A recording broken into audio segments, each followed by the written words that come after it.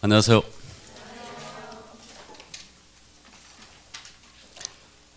오늘은 중개보수 나갈 차례죠.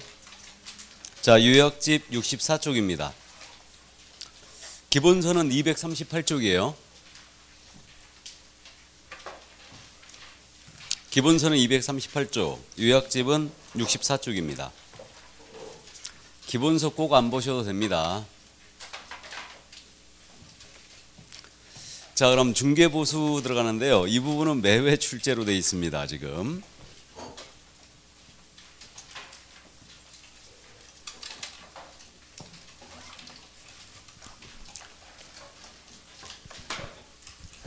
자, 이 개업공사의 보수에 대한 부분인데요.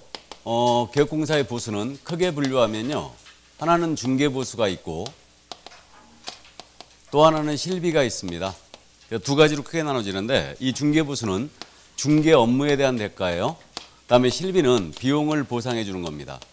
그래서 둘이 성격을 전혀 달리하기 때문에 중개보수 외에 실비를 받았다 하여 보수 초과가 절대 아닙니다. 자, 그럼 먼저 중개보수에 대한 내용인데요.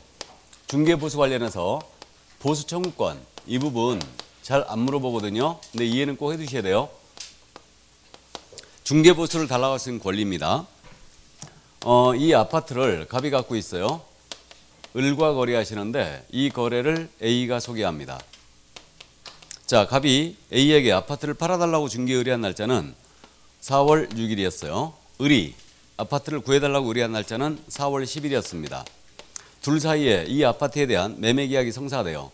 이거는 4월 15일 날 성사가 됐고 잔금은 4월 30일 날 치르겠다 하기로 가정해보죠. 그럼 이제 보수를 달라고 쓰는 권리, 이게 언제 발생이 되고 언제 행사가 되며 언제 소멸하는지 요거 가볍게 이해만 해 두시자 이거예요. 자, 그럼 이제 발생에 대한 부분인데 중개보수를 달라고 쓰는 권리라 하겠습니다. 이거 발생, 갑에 대하여만 따집니다. 갑에 대하여 4월 6일 날 발생됐다. 1번. 아니다. 계약 체결일인 4월 15일 날 발생됐다. 2번. 다음에 잔금일인 4월 30일 날 발생이 됐다. 3번. 1, 2, 3번 중에 1번이다. 2번이다. 1번. 좋습니다.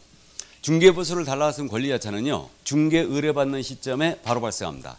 이때 발생해요. 그럼 을한테는 4월 10일 날 발생하는 거죠.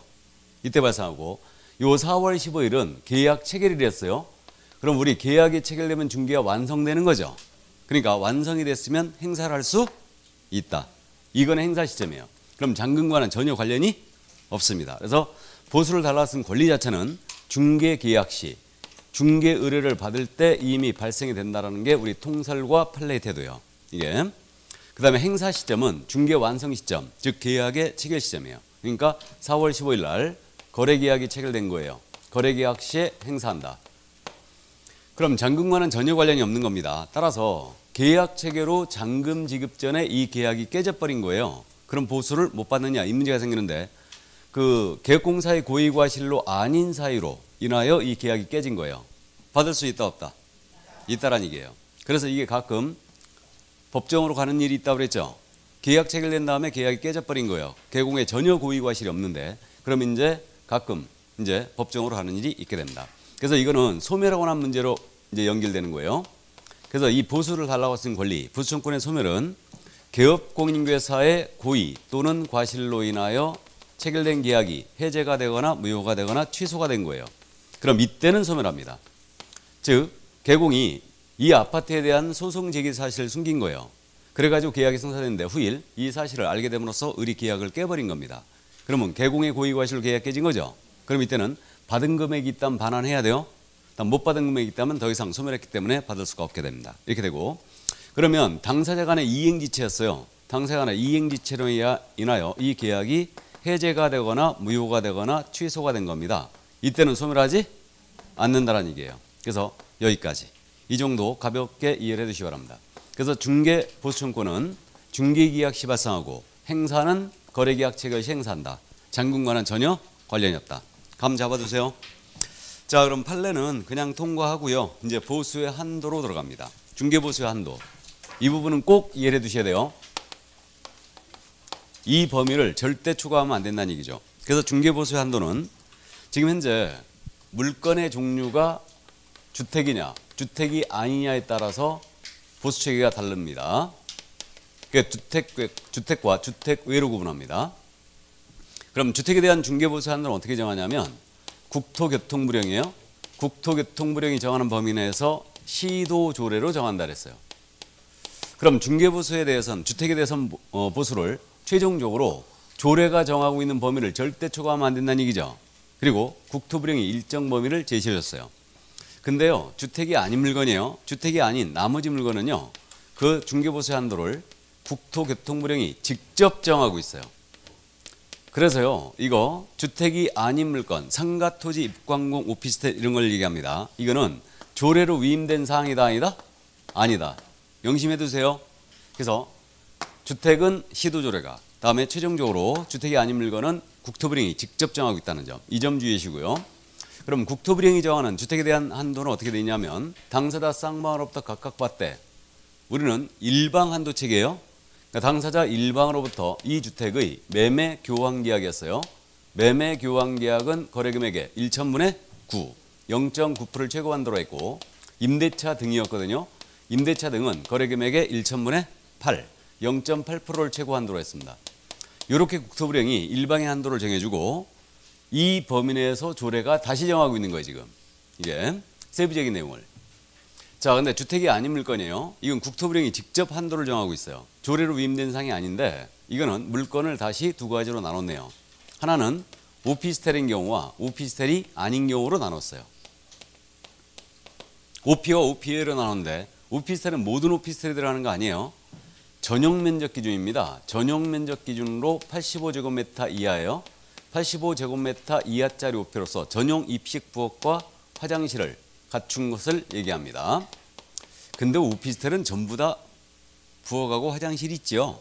어쨌든 좋습니다. 그럼 전용 85제곱미터면 평으로 한 사람은 이게 몇 평이라고요?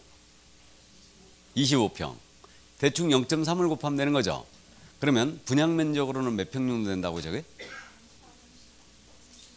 아파트로 따지면 전용 25평은 32평, 35평이죠. 이건데 오피스텔은 전용률이 낮아요. 낮으니까 85 정도 되면은 한 40평형 정도 돼요. 분양 면적이. 공용 면적이 넓어요. 오피스텔은. 그렇기 때문에 어쨌든 이렇게 40평형 오피스텔을 얘기합니다. 방 3칸짜리죠, 이거. 그 얘기입니다. 자, 그러면 이 오피스텔에 대해서는 지금 현재 한도를 어떻게 정하게 되어 있냐면요. 당사자 쌍방으로부터 각각 받되 거래 당사자 일방이에요. 일방으로부터 이 오피의 매매 교환 계약이었어요. 매매 계약은 거래금액의 1천분의 5를 한도로 한다고 했어요. 1천분의 5는 0.5%. 다음에 임대차 등이었어요. 임대차 등은 거래금액 1천분의 4, 0.4%였어요. 이게 원래 0.9%였다고 그랬죠, 오피가 다. 근데 이게 반값 보수 만들어 놓은 거예요, 지금. 그래서 85제곱미터 이하짜리는 일방 0.5, 0.4로 가고 있습니다. 자, 그 다음에 오피스텔을 제외한 나머지 물건이에요. 그러면 주택과 이 전용면적 85제곱미터 이하의 오피를 제외한 나머지 물건들, 85제곱미터 초과하는 것부터 시작해서 상가, 토지, 임목, 공장재단, 광업재단이 있죠.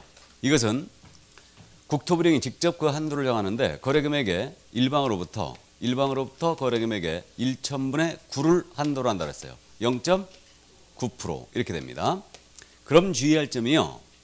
상가 토지 입광공이에요. 85제곱미터 초과한 오피였습니다. 이것은 일단은 거래 유형이 구분이 있다 없다? 없어요. 거래 유형 구분이 없죠. 거래 금액 구분도 없어요. 단일 한도 체계예요. 그러면 상가 임대차든 토지 임대차든 요율이 똑같다는 얘기죠. 일방 최고율이 매매든 교환이든 다 똑같습니다. 그래서 일방 최고 0.9로 간다. 이게. 자, 그래서 이게 이제 우리 법이 정하고 있는 보수 한도 체계표예요. 그러니까 이거는 꼭 기억을 해 두셔야 합니다. 아주 잘 묻는 거예요. 그럼 우리는 보수 한도액표를 중개사무소에 보기 쉬운 곳에 게시해야 되죠. 안 하면 100만 원 이하가 들어요. 게시하는데 게시할 때 주택에 대해서는 조례가 정하고 있는 범위를 최종적으로 게시해 줘야 되죠. 근데 주택이 아닌 물건이에요. 국토부령이 직접 정하고 있기 때문에 국토부령이 정하는 범위 내에서 자기가 받을 한도를 직접 명시하라고 그랬죠. 명시하여 게시를 해주고 그 게시된 요율을 초과하면 된다 안 된다? 안 된다. 근데 실무적으로 나는 상가 0.5%만 받겠다라고 게시하신 분 없다 했습니다. 그렇게 게시해 놓으면 왕따 당하실 거예요. 다 0.9% 게시해 놨죠 지금. 어쨌든 자, 그래서 일단 주택이 아닌 물건은 이렇게 이제 게시를 해 놓는다. 자, 그러면 이제 우리는 시도 조례가 정하고 있는 주택에 대한 중개보수 한적표를 따져봐야 되거든요. 근데 우리 66쪽으로 지금 들어가는데 요약지 시도 조례가 정하고 있는 주택에 대한 중개보수 한적표가 없죠. 지금 없어요. 없는데 우리 기본서에는 있습니다. 기본서에 244쪽에 있어요. 이거 기본서에 있는데 지금부터 이 보수 한적표를 제가 잠깐 그려보겠습니다. 이게 우리 17개 시도가 있죠. 그래서 주택에 대한 중개보수 한적표 17개 시도가 서로 틀릴 수도 있어요. 근데 지금은요 다 똑같다. 다 똑같다. 자, 그러면 이제 우리 인천시 조례도 똑같다는 얘기예요.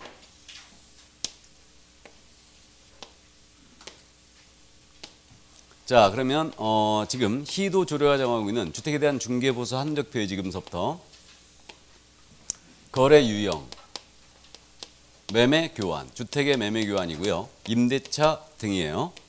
그 다음에 거래 금액이고 중개보수 요율, 그 다음에 한도액이 있어요. 자, 이렇게 됩니다. 그럼 거래 금액은 지금 어떻게 나눴냐면요. 우리 인천시 조례요. 5천만 원 미만이죠.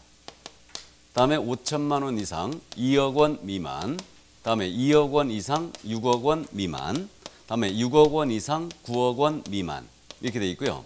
9억 원 이상. 거래금이 이렇게 나눴고 요율 출발은 어떻게 되냐면 매매는 0.6으로 출발합니다. 이거 확정요율이다 최고요율이다. 최고요율이에요. 일방 한도표이죠 지금. 이거 쌍방 아닙니다. 일방이에요. 다음에 2억 미만은 0.5%. 다음에 6억 미만은 0.4%. 0.1씩 낮아지고 있죠.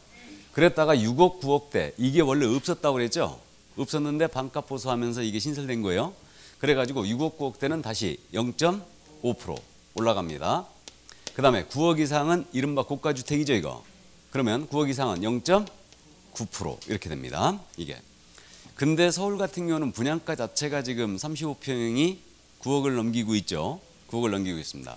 9억 넘기면 대출도 안 된다면서요? 중도금 대출. 어쨌든 좋습니다. 그 다음 한도액은 어떻게 되냐면 5천만 원 미만이에요. 한도액은 25만 원. 그 다음에 2억 미만 한도액이 80만 원이죠. 자, 이렇게 돼 있고요. 그 다음에 이거 한도액은 없습니다. 이렇게 돼 있어요. 이게. 자, 그 다음에 임대차요. 임대차 가액이 주택입니다. 지금 5천만 원 미만인 경우. 다음에 5천만 원 이상 1억 원 미만인 경우. 다음에 1억 원 이상 3억 원 미만인 경우, 3억 원 이상 6억 원 미만인 경우, 그리고 6억 이상인 경우 임대차입니다. 이렇게 돼요. 자, 그럼 요율은 임대차는 0.5로 출발해요. 0.5로. 그럼 5천만 원 미만은 0.5%라는 얘기죠. 1억 미만은 0.4%, 3억 미만은 0.3%, 3억에서 6억 그때 이게 없었다고 그랬죠. 이게 또 신설돼갖고 반값 보수 만들어 놓은 거예요. 0.4%. 원래 0.8%였죠 이게. 그래서 이제 0.4%고 그럼 6억 이상이에요. 이른바 고가주택. 그러면 임대차 등의 가액이 6억 이상이면 일방 최고 0.8%로 합니다. 그다음에 한도액은 5천만 원 미만이에요. 얼마?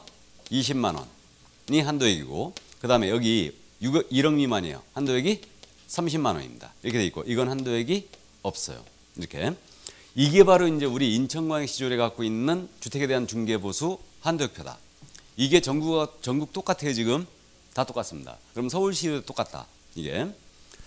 그래서 지금 현재 요거 우리가 시험에서 계산 문제를 내고 있다고 그랬는데 계산 문제를 맞추기 위해서는 이 표를 암기하고 있어야 된다. 안 해도 된다. 안 해도 된다. 그럼 주택에 대해서는 이걸 제시해 준다는 얘기죠. 그러니까 그래서 요약집에 없는 거예요. 이 내용이 제시를 해주니까. 그럼 여기에 맞춰가지고 계산만 해주면 되는 거죠. 그래서 계산 문제는 이른바 서비스 문제로 볼 수 있는데 요즘 계산 문제가 엄청 어려워졌어요. 엄청 속과해요. 특히 실무하시는 분이 계산 문제 거의 틀리고 와. 실무하시는 분들이. 이거 물론 우리 실무에서는 이렇게 계산할 일이 있다 없다? 없다. 왜요? 자동 계산되니까. 컴퓨터에서 자동 계산돼 버려 다. 이게 계산할 일이 없어요. 그래도 알고는 있어야 되죠. 알고 있어야 됩니다. 그럼 이거를 적용하는 방법 정도는 기억을 꼭 해야 돼요. 이거를.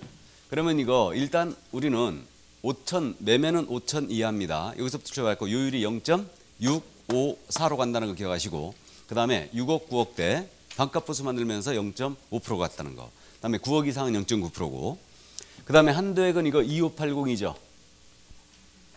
2580이에요. 매매는 2580이고 임대차는 2030. 이렇게 기억하면 돼요. 이게 그래서 임대차는 0.1이 낮아요. 0.5로 출발합니다. 0.543 이렇게 하고 3억 6억대 0.4% 가고.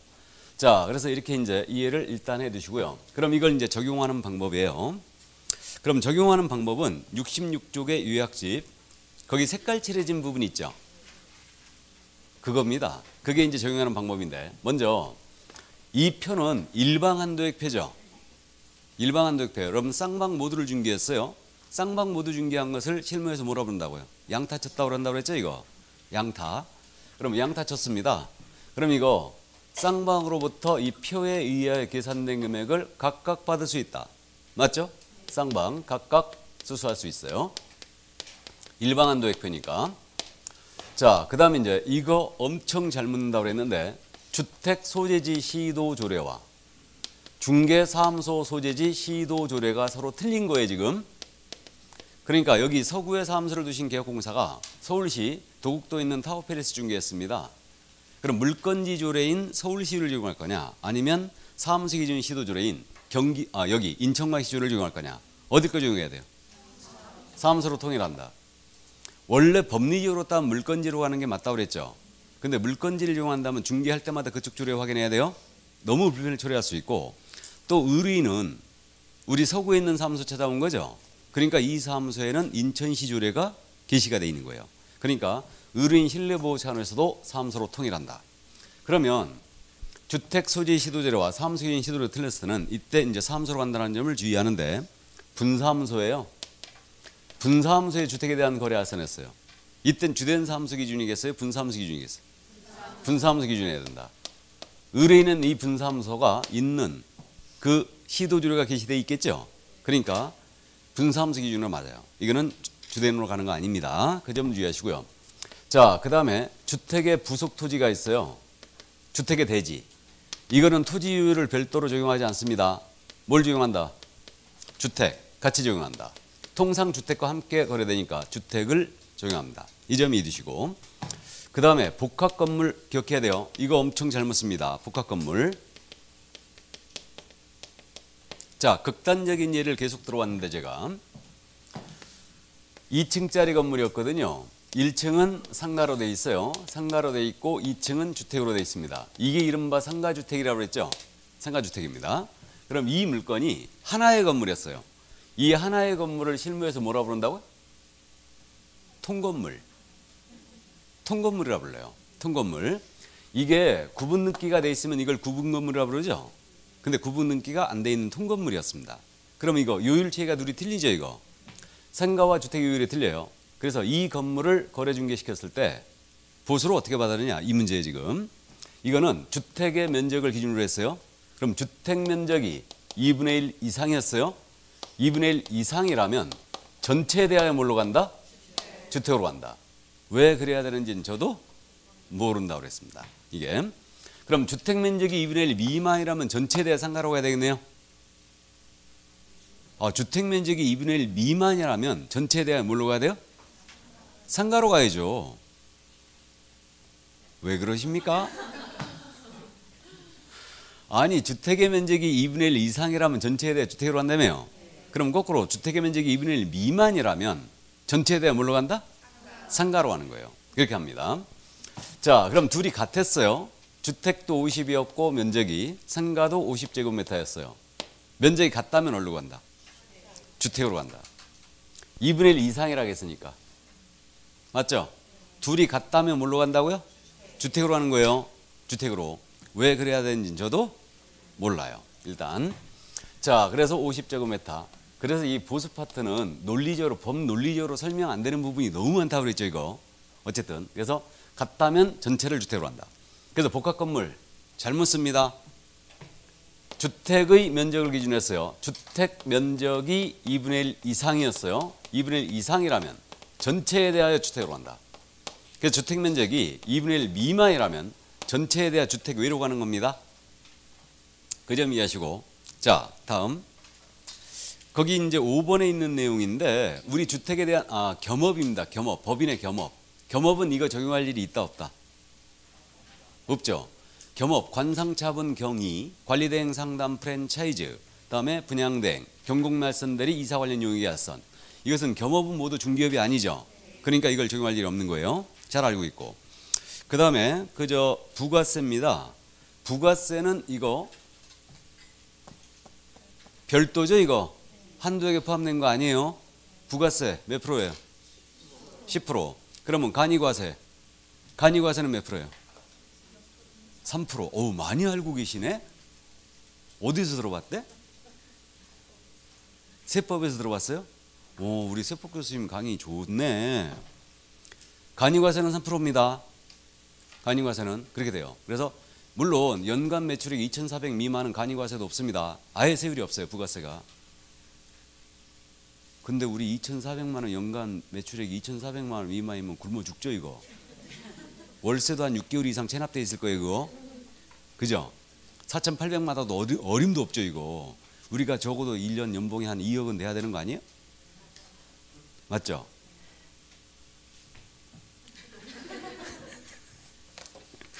자, 그래서 어쨌든 참고해 두시고. 그러면 부가세 일반과세라면 10% 꼭 받아야 되죠. 그러니까 부가세는 별도로 갑니다. 근데 손님이 줘요 안 줘요? 안 줍니다. 그러니까 사실상 10% 깎여요. 근데 상가하시는 분들은 다 줍니다. 다 줘요. 그들도 과세자니까 줍니다. 근데 주택이 문제죠. 주택이. 자, 그러면 이제 요거 적용 방법에 대해서 여기까지 이해를 일단 해두시고, 그 다음에 미리 이제 보고 갈까요? 순서대로. 중개보수 지불 시기가 있죠. 맨 밑에. 그러면 중개보수의 지불 시기는 당사자 약정에 따르되 약정이 없으면 어떻게 된다고요? 거래대금 지급이 완료된 날로 한다. 그럼 잔금시란 얘기네요. 거래대금의 지급이 완료된 날로 한다. 왜 그래야 되는지는 저도 몰라요. 원래 약정이 없으면 보수청권 이론을 봤는데 중기계약 이거 약정이었으면 계약 체결시로 봐야 되는 거 아니에요? 맞죠? 근데 잔금시로 된 거예요. 그래가지고 이게 손님들이 저규정 들어오는 바람에 그런 손님들 진짜로 있었어요. 야, 약정이 없으면 보수 잔금시 해준다며. 그러면 중간에 계약이 깨져버린 거예요. 안 줘도 된다 그런 거지. 뭔 말인지 이해되십니까? 예, 그래서 어쨌든 법논리죠. 역시 설명 안 됩니다. 근데 우리는 합격부터 하고 봐야 되죠. 거래대금 지급이 완료된 날로 합니다. 약정이 없으면 이해해 두시고. 다음 판례 넘어갑니다. 그 판례 옆에 한도를 초과한 중개보수 약정을 했어요. 그 한도를 초과하는 범위 내에서 무효이다. 이거 아시죠? 자, 그래서 이거 정리하고 가는데 우리 개업공인인계사가 한도를 초과하는 보수 약정을 했어요. 한도가 200만 원인데 300만 원 받기로 약정했다는 얘기죠. 그러면 이건 전체가 무효가 아니에요. 초과하는 부분만 무효입니다. 초과 부분만 무효다. 근데 기억나세요? 무등록 중개업을 하는 자예요. 무등록 중개업자가 중개의뢰인과 체결한 보수약정이에요. 이거는 전부 무효 맞아요? 전부 무효죠. 그래서 이건 전부가 무효다. 근데 무등록 중개업이 아니었어요. 우연한 기회에 한 번 정도 소개했습니다. 한 번 정도 소개하고 의뢰인과 보수받을 것을 약정했어요. 이 약정은 너무 과하지 않는 이상은 유효라고 그랬죠? 무효라고 볼 수는 없다. 같이 기억하세요. 잘 묻는 겁니다. 이거 같이 이해해 두시고. 자, 다음 2번 판례요. 아파트 분양권에 대한 판례인데 이거 개공사가 아파트 분양권의 매매를 중개하면서 중개부서 한정한 지방자치단체 조례를 잘못 해석했어요. 그래가지고 법에서 허용하는 금액을 초과한 중개보수를 수사한 경우 법률의 착오에 해당하지 않고 그랬죠? 자, 법률의 착오란 말이 나왔는데 아주 어려운 말이 나왔습니다. 법률의 착오가 뭐냐면 우리 민법 시간에 착오라는 걸 공부했죠? 착오라는 걸 공부했는데 비슷합니다. 법률의 착오란 말은 법이 허용하느냐 안 하느냐에 대한 착오란 거예요. 이게 법률의 착오라 그래요. 법이 허용하느냐 안 하느냐.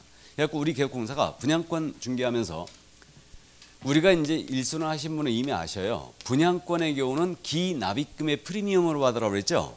근데 이 개공이 분양권 거래 중개하면서 분양대금에다가 프리미엄 합산금액으로 보수를 받은 거예요.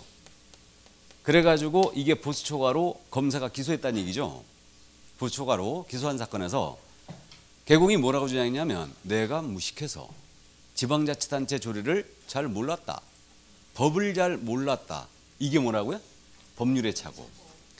법률의 착오를 주장했어요. 그럼 법률의 착오에 대해서 형법이 어떻게 돼 있냐면 정당한 사유가 있는 때는 벌하지 아니한다 이렇게 돼 있어요.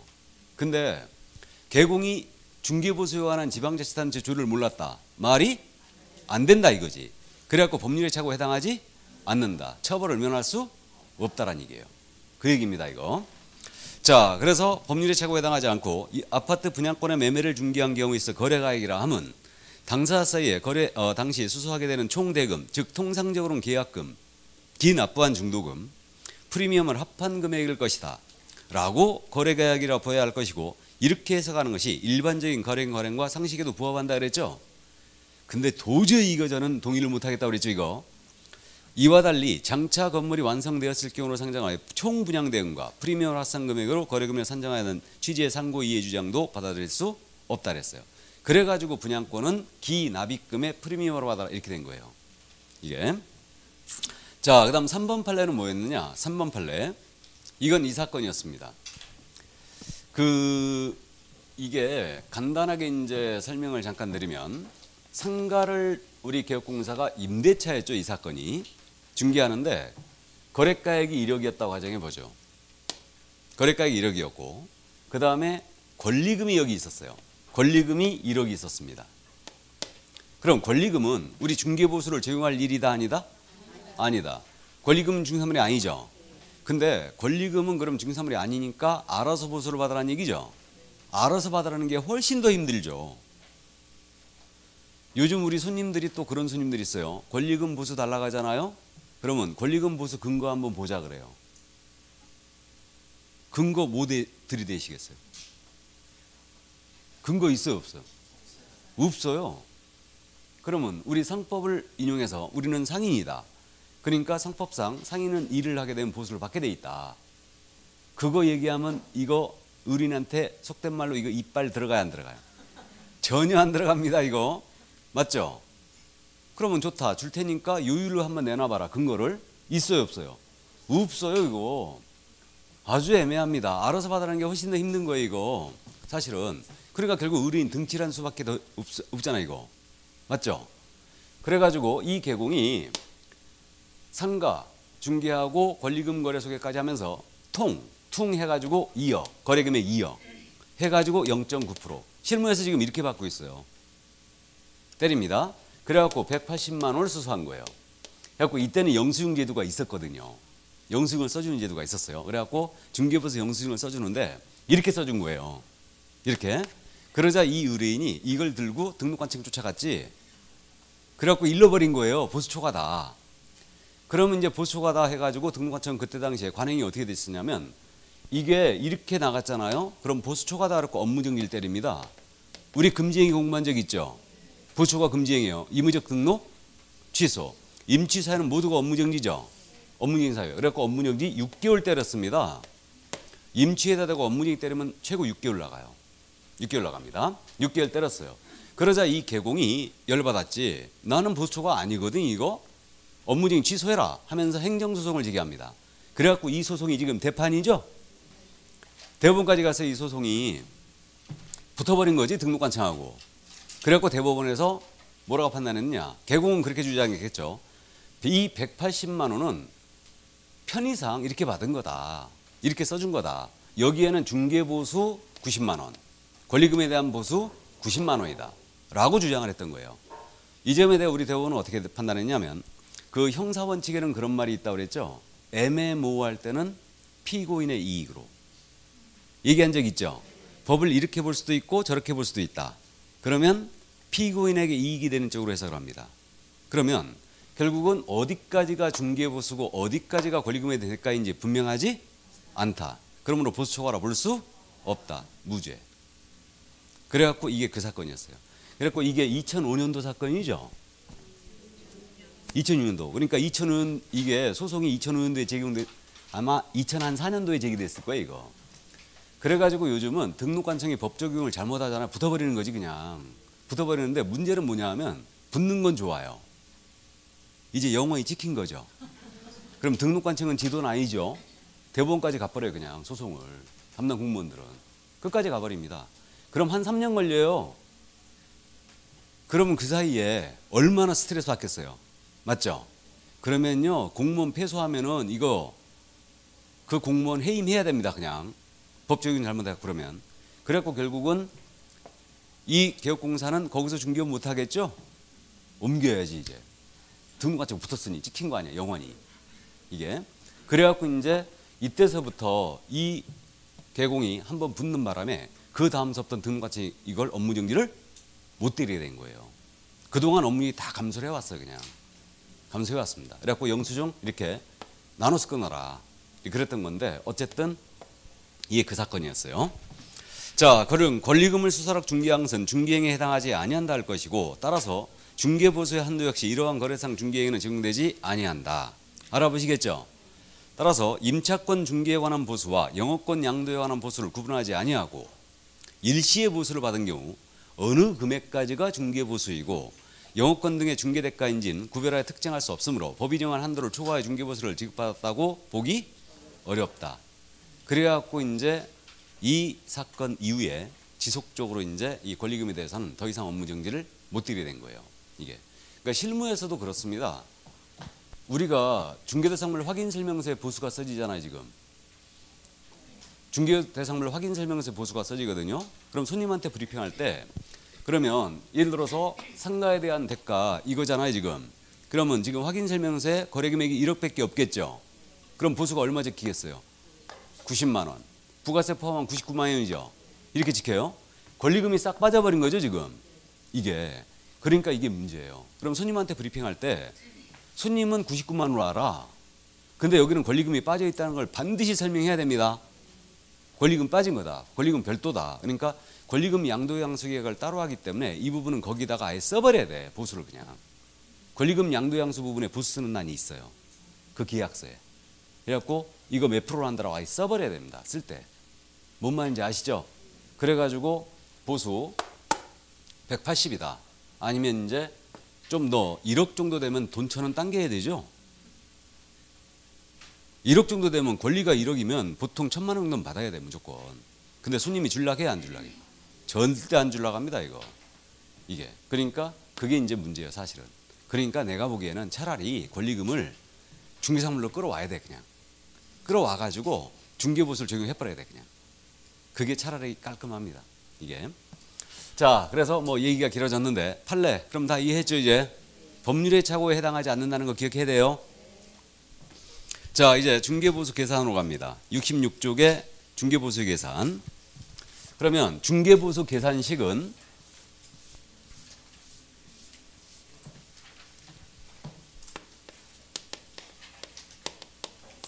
거래 금액에다가 중개보수 요율을 곱합니다.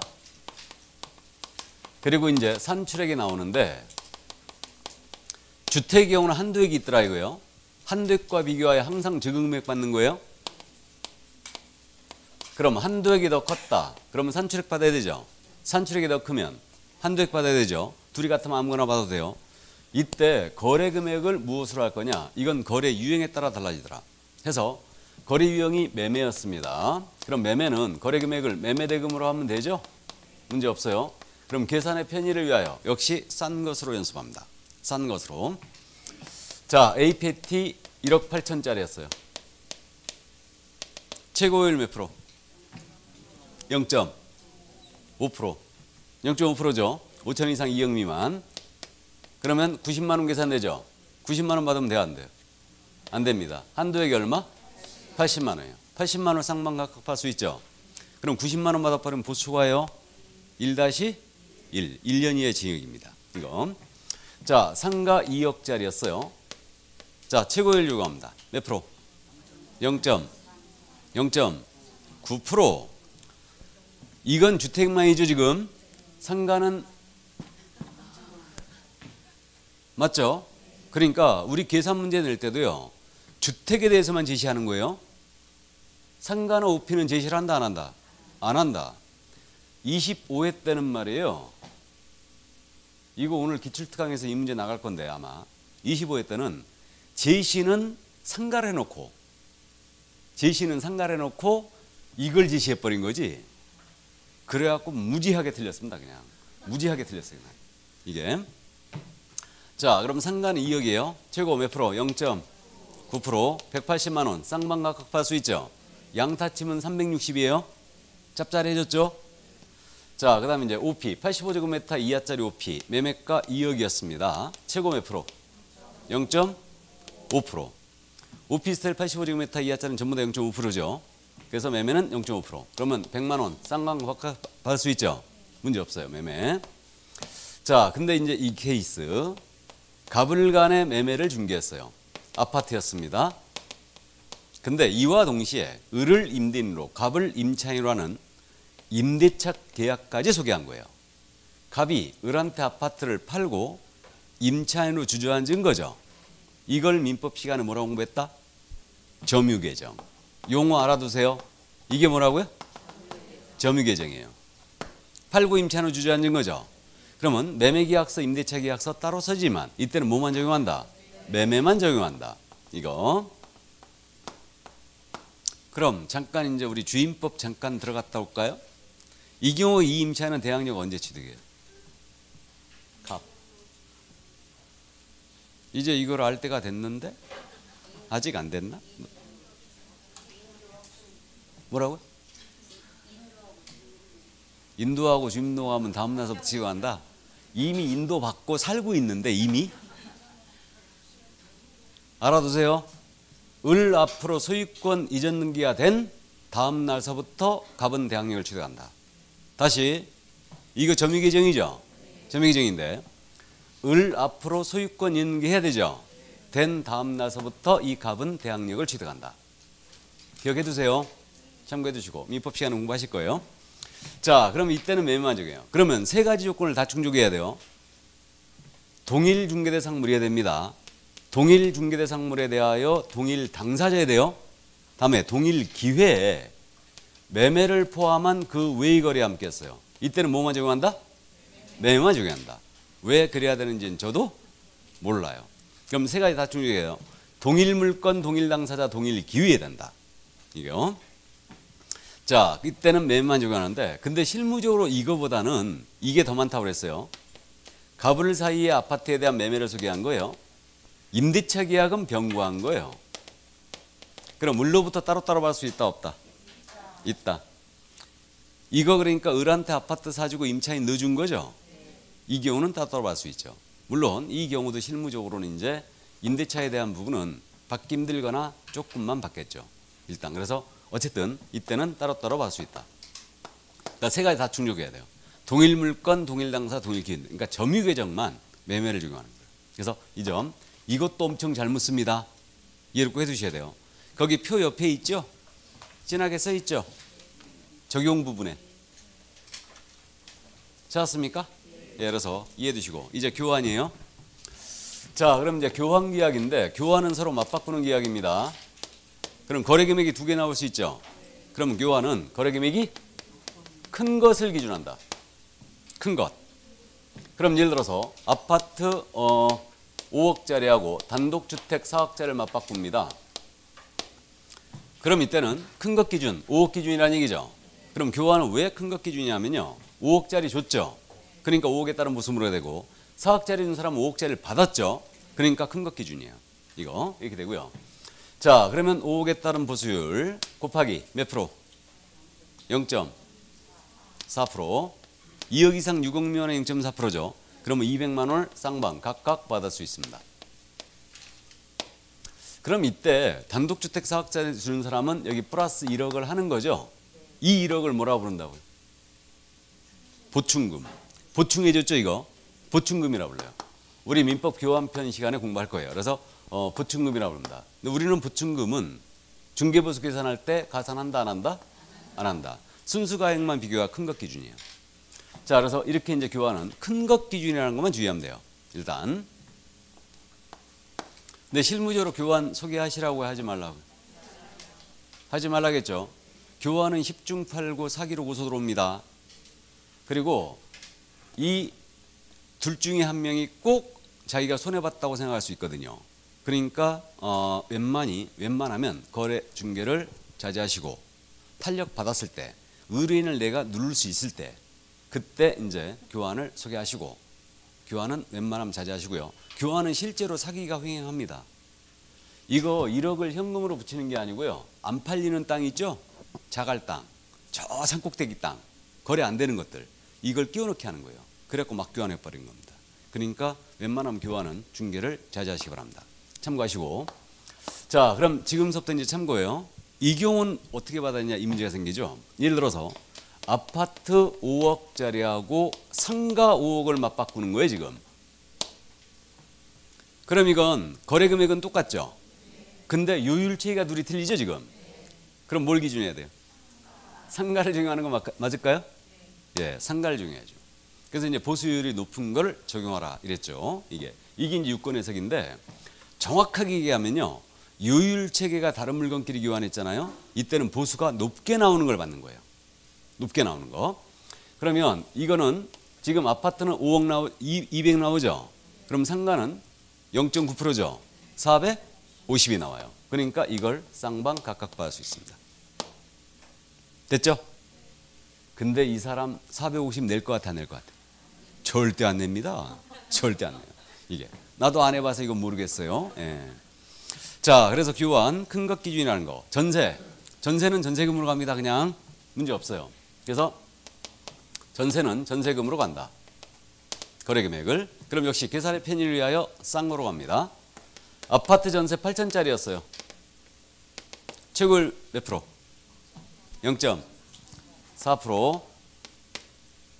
5천 이상 1억이면 0.4%죠. 그러면 32만 원 계산되는데 32만 원 받으면 돼요? 안 돼요? 안 되죠. 한도액이 얼마? 30만 원입니다. 그러니까 쌍방 각각 받을 수 있죠. 2만 원 더 받으면 몇 년 징역 간다고? 1년 징역 갑니다. 그 다음에 상가 전세 8천이었어요. 거래금액 0.9%, 0.9%입니다. 72만 원 쌍방 각각 받을 수 있죠.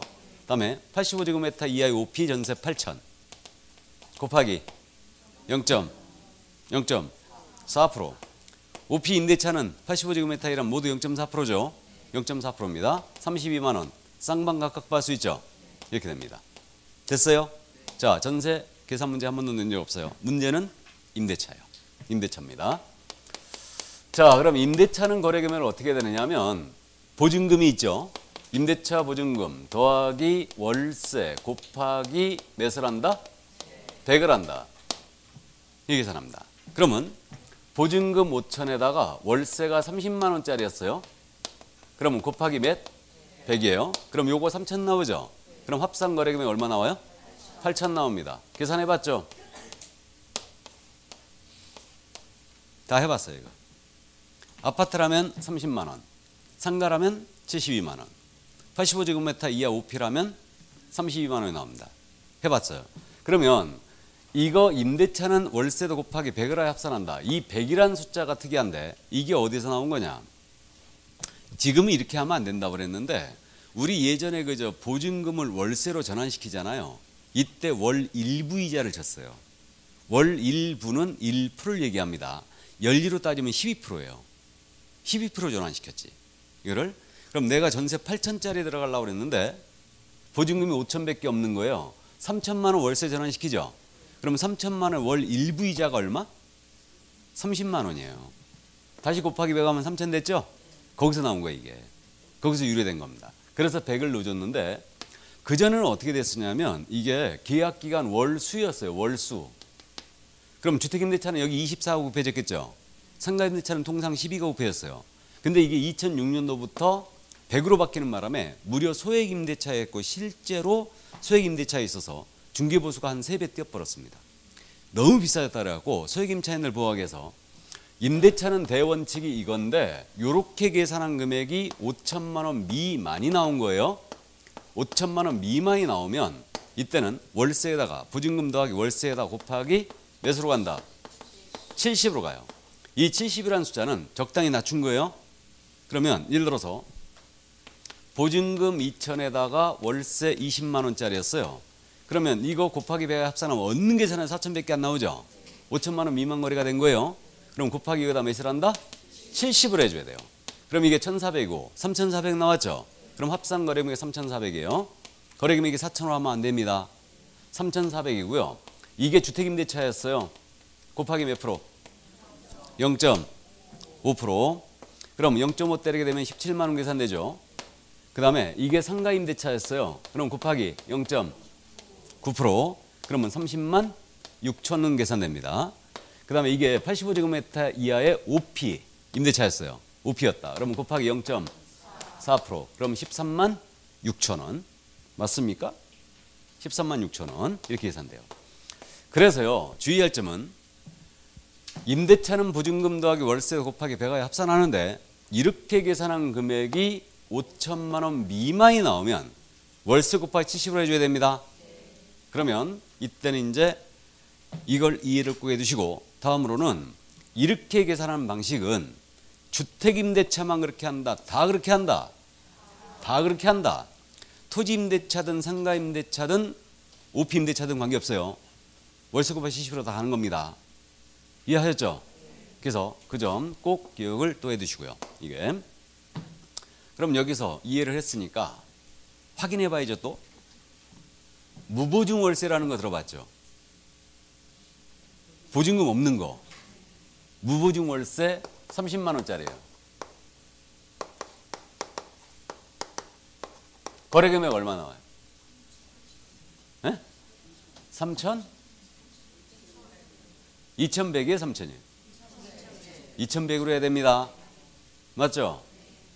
그래가지고 우리 개공 이거 갖고 이제 우리 애들한테 사기쳐요. 3천만 원 계산하는 거지? 그래갖고 이게 OP였어요. 그럼 3천만 원이면은 곱하기 0.4%죠? 그럼 12만 원 계산 되잖아요, 이거. 맞죠? 이렇게 되고 2,100으로 해보면 0.4% 되면 84,000원밖에 안 나와요. 맞죠? 그래가지고 이거 중개하면서 말이에요. 무보증 월세 30짜리 중개하면서 우리 아들도 자네 같거든. 그래갖고 보수 원래 이거 12만 원인데 내가 2만 원 깎아주고 가서 치킨 한 마리 사 먹어. 그리고 10만 원만 내. 그럼 애가 무지하게 고맙다 그러죠. 아이고 감사합니다. 번호 주세요. 10만 원 송금하죠. 그리고 조용히 카페 갖고 어디 간다? 에? 등록관서 하나 찔러버립니다. 뭔 말인지 아시죠? 추접스럽게 그거 그렇게 하지 마세요. 그냥 8만 원 받으세요. 8만 원. 그죠? 추접스러워서 이게 8만 원 어디 받아? 아유. 자, 그래서 임대차 이해를 해두시고 분양권 말씀드렸어요. 분양권은 기납입금의 프리미엄 합산이라고 그랬죠, 이거? 이거 그래서 분양권에는 기납입금의 프리미엄 합산이다. 분양대금으로 하면 절대 안 돼요. 그래서 분양권의 경우는 기납입금, 그러니까 이미 납입한 계약금, 다음에 중도금 대출받은 거 있죠. 날짜 지난 거 납입한 걸 치는 거예요. 그래가지고 기납입금 더하기 프리미엄 합산금액으로 한다. 이 프리미엄을 실무에서 뭐라 부른다고요? P라고 그랬어요. EP 아니라고 그랬죠, 이거. 프리미엄 할 때 P입니다, 이거. 그럼 예를 들어서 아파트 분양가 5억짜리였다. 5억짜리인데 분양가 5억이었는데 여기에 계약금 5천 들어갔고 1차 중도금 1억 납입이 돼 있고 여기에 P가 5천 붙은 거예요. 그럼 중개보수 산정 기준금액 2억입니다.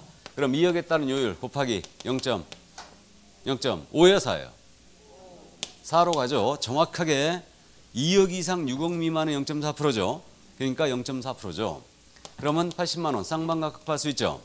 다음에 이게 상가 분양권이었다. 그럼 상가율 정하면 곱하기 0.9%. 그럼 180만 원 쌍방각 급할 수 있고 이게 OP 분양권이었다. 그럼 곱하기 0.5%. 그럼 100만 원 쌍방각 급할 수 있습니다. 해서 우리 대법원이 판례 읽어드렸는데 분양권은 기납입금의 프리미엄 합산금이라는 거래 관행이자 상식에도 부합한다고 그랬는데 이건 거래 관행도 아니고 상식도 아니라고 그랬죠. 법논리로 맞지도 않습니다. 그래서 이게 이제 그래갖고 이렇게 계산하는 바람에 이걸 갖다가 전국에 있는 분양권 전문 개업공사들 전부 다 불법행위자 만들어놨다고 그랬죠, 이거. 분양권에 일이 엄청 많다고 그랬습니다. 일단은 잔금 치는 날 분양권은 통상 계약 치고 2주 내에 잔금을 쳐버려야 돼요. 왜 그래야 돼요? 분양권은 계약하고 잔금을 바로 쳐버려야 됩니다. 되도록이면 빨리. 왜요? 왜 그럴 것 같아요? 분양권 하루가 다르게 오르잖아, 가격이. 또 하루가 다르게 떨어질 수 있죠, 이거. 그러니까 빨리 쳐버려야 돼. 길면 길수록 불리해져요. 계약 깨질 가능성이 크다는 얘기입니다. 아셨죠? 절대 2주 넘기면 안 됩니다. 그리고 분양권은 잔금 칠 때, 잔금일을 잡을 때 명의 변경 가능한 날짜를 미리 자꾸 잡는 거예요. 분양사무소에서 맨날 명의 변경 되는 거 아니에요. 딱 정해져 있어요, 날짜가. 그러니까 미리 예약 딱 잡아야 돼. 그래갖고 그때 이제 잔금을 같이 잡는 겁니다. 분양권 할 때. 이거 분양권 사고가 사실 많이 나요. 근데 보수를 이렇게 계산하는 바람에 이거 베렸다니까, 이거. 거기다가 지금 녹화하고 있는데 분양권은 거의 100이면 100 거의 다운이에요. 거의 다운입니다, 이거. 그러니까 사실은 이거 분양권 나중에 손님들이 또 이거 다운 썼다고 갖고 또 와서 트러블 건다니까. 그러니까 우리는 더럽고 치사하니까 아예 분양권 안 해버린다니까. 우리 사무소에서는 아예 안 합니다. 분양권. 그냥. 다운 써야 되니까 나중에 이게 탈 생겨요. 그러니까 이 탈이 안 생긴 손님만 하는 거예요. 지인, 오래된 손님들, 문제가 안 생기는 손님들. 근데 이제 분양권 전문 중개업소도 있거든요. 그러니까 분양권 전문적으로 하는 데들은요, 송도 같은 경우는 워낙 지금 신규 아파트를 많이 나오기 때문에 분양권 굉장히 많거든요. 그러니까 전문 중개업소들은 껐떡하면 자격증 바꿔요. 왜 그러겠어요? 이거지 뭐. 껐떡하면 바꿉니다, 이거. 껐떡하면 바꿔요. 이게. 그러니까 이게 참 머리 아프게 됐어요. 그러니까 이걸 깨버리려면 우리 시행규칙, 그러니까 국토부령에서요, 분양권은 그냥 분양대금으로 받아라. 그리고 프리미엄 별도로 가라. 권리금처럼. 그렇게 규정을 둬버려야 돼. 그래야 깰 수 있어요. 그러니까 협회에서 이걸 추진해야 되는데 문제예요, 문제. 이게 문제입니다. 협회가 희망가리가 없다고 그랬죠? 희망가리가 없어요. 이게 문제입니다. 어쨌든. 자, 그러면 이 정도 이해해 주시고요. 그 계산 그럼 연습을 다 해본 거에 이제 그럼 이제 실비로 넘어가는데, 실비는 잘 물어보진 않아요. 부담자만 정도만 이해하면 돼요. 67쪽이죠? 요약지. 그럼 실비는 종류가 두 가지가 있거든요.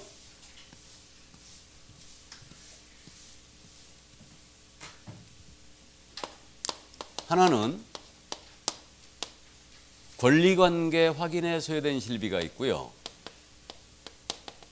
또 하나는 계약금 등에 반한 채무 이행 보장에 소요된 실비가 있죠. 이 제도의 취지를 이해해야지 부담자가 누구냐를 조금 기억할 수 있는데, 권리관계 확인에 소요된 실비는 왜 인정이 되어 있냐면, 우리는 확인 설명할 때 말로만 하면 안 된다고 그랬죠. 설명 근거자료 제시해야 돼요. 그 근거자료라는 게 토지장, 건축물량, 등기사항, 증명서 등 각종 공부였죠. 그럼 공부 이거 발급받으려면 비용 내야 되죠. 그러니까 공부 관련 그 발급 비용이에요. 이걸 물어보자는 취지고, 계약금 등의 반환 채무 이행 보장에 소요된 실비. 우리는 계약금 등을 예치할 때 개공이 자신의 예치한다. 보증 설정해야 되죠. 그러니까 예치에 대한 비용이죠, 이거. 이게 들어가더라. 그러니까 이것을 물어주고자 하는 취지다. 그러면 실비의 한도는 어떻게 정하게 돼 있냐면, 주택에 대한 중개보수 한도 정하는 거 똑같다. 그래서 국토부령이 정하는 범위 내에서 세부 내용도 실비가 시도 조례로 위임돼 있어요. 근데 국토부령이 정하는 실비 한도 있죠. 두루뭉실하더라. 해가지고 국토부령이 어떻게 정했냐면, 권리관계 확인에 소요된 실비 한도는 권리관계 확인에 드는 비용으로 하고, 계약금 등의 반환 채무 이행 보장에 소요된 실비 한도는 계약금 등의 반환 채무 이행 보장에 드는 비용으로 한다 그랬어요.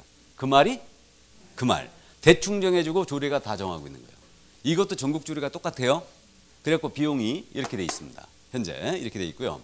그러면 결국은 상담료라든가 이런 것들은 절대 실비가 아니란 얘기죠. 아닙니다. 그럼 이 비용 발생해서 우리는 누구한테 이걸 청구할 수 있냐, 이 부분을 주의해야 되는데, 여기 권리관계 확인에 소요된 실비라는 것은 공부 관련 비용이니까 지 물건을 팔려고 우리가 공부를 미리 발급받은 거죠. 그러니까 이 지가 누구예요? 권리 이전 의뢰인, 취득 의뢰인. 권리 이전 의뢰인. 이자가 부담하는 거예요. 근데 계약금 등의 반환 채무 이행 보장에 소요된 실비, 이것은 취득 의뢰인한테 유리한 제도라고 그랬죠. 그러니까 이 비용 발생되면 누구한테? 취득 의뢰인에게 청구할 수 있어요. 그래서 실비의 부담자는 제도의 취지를 조금 이해하면 조금 기억을 오래 끌고 갈 수 있어요. 그러니까 특히 계약금 등의 반환채무 이행 보장제도, 이것이 누구한테 유리한가를 꼭 기억하세요. 그럼 이거는 취득은행에 유리한 거죠. 계약 깨졌을 때 바로 돌려주기 위함이니까. 그러니까 이자가 부담하는 거고, 권리관계 확인할 수 있는 의미는 그 반대, 권리 이전 중개 의뢰인이에요. 이해하셨죠? 자, 그래서 이 점 잊으시고, 마지막으로 우리 보수 받았습니다. 영수증 교부제도 있어요, 없어요? 우리는 없다. 근데 우리 보수 받으면 영수증 줘야 돼, 안 줘야 돼요? 줘야 됩니다. 꼭. 그러니까 우리는 사업자 등록을 한 사업자예요. 사업자는 소득세법의 적용을 받죠. 그러니까 두 법이 같이 규제할 필요가 없었던 거예요. 사업자들은 무조건 영수증 발행해야 되거든요. 그래서 무조건 영수증 우리는 끊어줘야 되는데, 특히 우리는 소득세법 시행령에서 규정하는 고소득직업군에 지금,